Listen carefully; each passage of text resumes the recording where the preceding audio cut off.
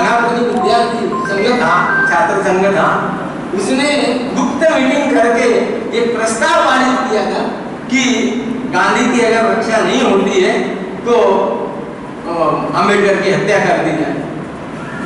एक पटेल का नाम मैं भूल गया, वो हसूभाई पटेल कुछ तो भी है, उसने बाबा साहब को पत्र भेजा था गुजरात से कि अगर गांधी के साथ तुमने समझौता नहीं तुम्हारी मैं हत्या कर दूंगा। इस तरह की इतनी परिस्थितियां हैं, इन परिस्थितियों में बाबा साहब को मार्ग निकाला था। उन्होंने देखो उनको तो अपनी रक्षा करनी ही थी क्योंकि समाज का भला करना था, पर पूरे समाज की रक्षा करनी थी।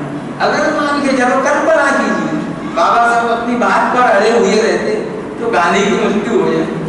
गांधी की मृत्यु होने पर बाबा साहब भी नहीं रहते, बाबा साहब की हत्या हो जाती, तब हमारा क्या हश्र, हमारी क्या स्थिति होती। इसका उदाहरण, इसको कल्पना कीजिए 1984 के जो सिख जो दिल्ली में जो सिखों का कत्लेआम और 2002 में गुजरात में मुसलमानों का कत्लेआम हुआ। मुसलमान का देखिए जाफरी जो उसका पति वो तो पार्लियामेंट मेंबर था, उसको यानी भी जला दिया गया। तो दूसरों की तो बात छोड़ी, तो हमारी स्थिति तो उससे भी गई भी होती। पूरे देश के अंदर में हमारी ऐसी दुर्गति होती कि जिसकी कल्पना नहीं की जा सकती। तो बाबा साहब ने इसमें से मार्ग निकाला और 24 सितंबर को गांधी कांग्रेसियों के बीच में और कांग्रेस के बीच में फेक्ट हुआ। वो फेक्ट पहले इसमें 23 लोगों ने हस्ताक्षर किए, 24 तारीख को पूना और 25 तारीख को 13 लोगों ने हस्ताक्षर किए। इस तरह फेक्ट हुआ। तो आपको बता देता हूँ फेक्ट में क्या फायदे मिले। पहले 71 सीटें मिलने वाली थी, बाबा साहब ने और 77 मांगा और हम 148 सीटें मिली लोकसभा में। और विधानसभा में हर विधानसभा में उनको रिजर्व इनके लिए 10 वर्ष का आरक्षण मिला विधायकों को। दूसरी बात ये हो गई। तीसरी बात ये हुई कि स्वायत्त संस्था होती, यानी नगर पालिका हो गए और लोकल चुनाव हो गए, यहाँ पर हमको पाबंदी थी तो वो पाबंदी है।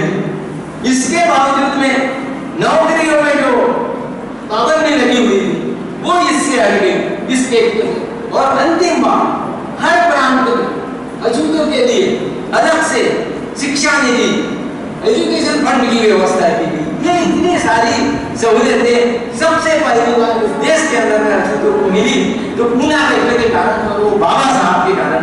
तो बाबा साहब ने हमारे उन्नति का जो द्वार खोला, जो बंद हुआ, या हमारी उन्नति का जो आलेख निकाला, वो इस पूना व्यक्ति ने निकाला। प्रश्न उठता है कि हमारे 1975 के बाद में कुछ विरोधी सुनने को मिलते हैं कि भाई पूना व्यक्ति की यानी जो हुआ ये हमारे साथ में बहुत बड़ा नाइंसाफी हुई। तो 24 सितंबर को धिक्कार दिवस मनाया जाता है।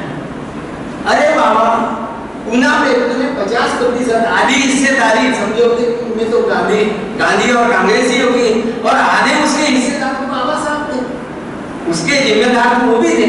इसका मतलब परोक्ष रूप से तुम यानी बाबा साहब का धिक्कार कर रहे हो। मेरा ये कहना है इन लोगों से, अरे भाई तुम एक नाम दशरथ नटारू,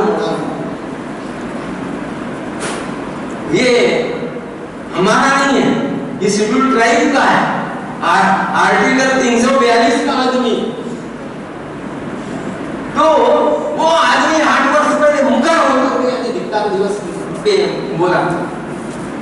मेरे को यहाँ याद आता है 6 वर्ष पहले यहाँ महिला समिति की ओर से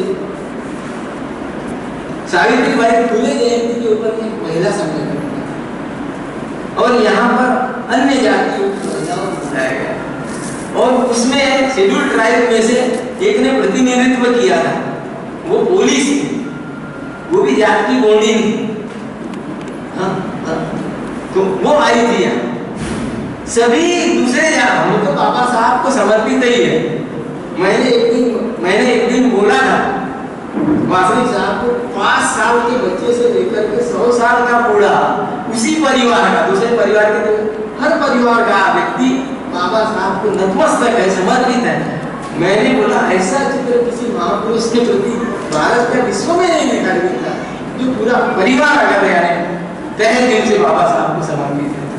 तो सब महिलाओं ने बाबा साहब का संबोधन में बाबा साहब का नाम लिया था, पर वो आर्टिकल 343 की उस बोली ने बाबा साहब को छोड़ दिया।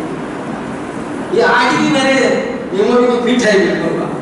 तो कहने का ये मतलब है, ऐसे समय में मेरे को हमारे लोग तो कहे पर वो दशरथ लतारू मढ़ाऊ कहता है, तो कौशल्या जी की बात ही याद आती है।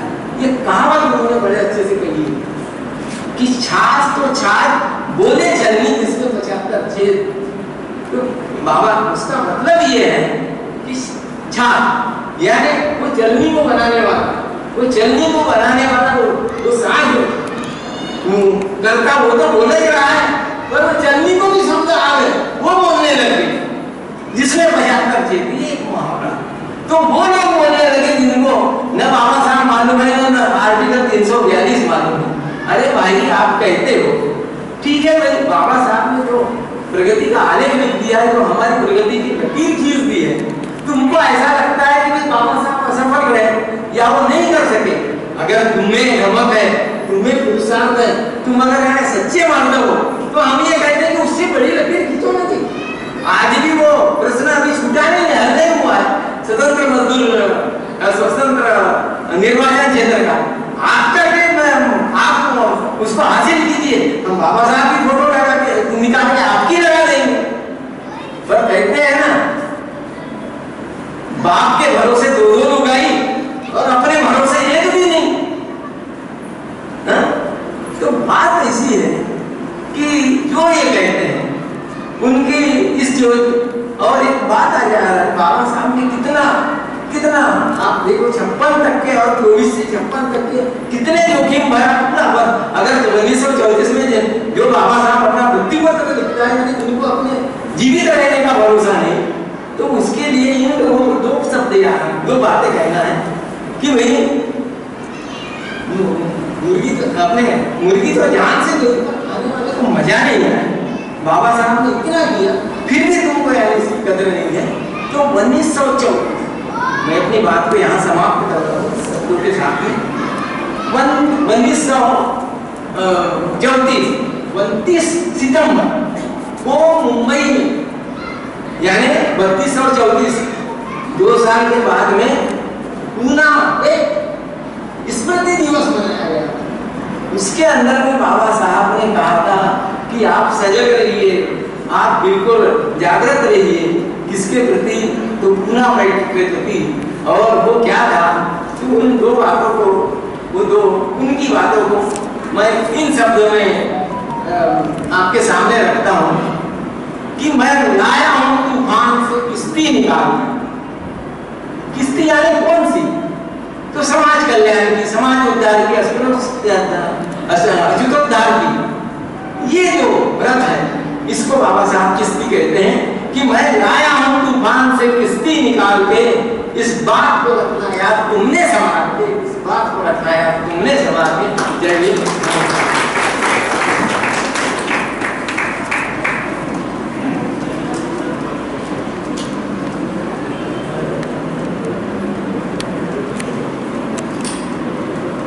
धन्यवाद गढ़वी साहब।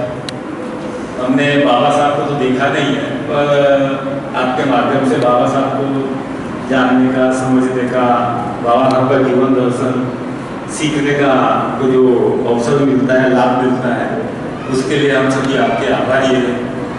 और ऐसा ही हमको मार्गदर्शन बाबा साहब की जीवनी प्रकाश में हो और हमको मिलती रहे।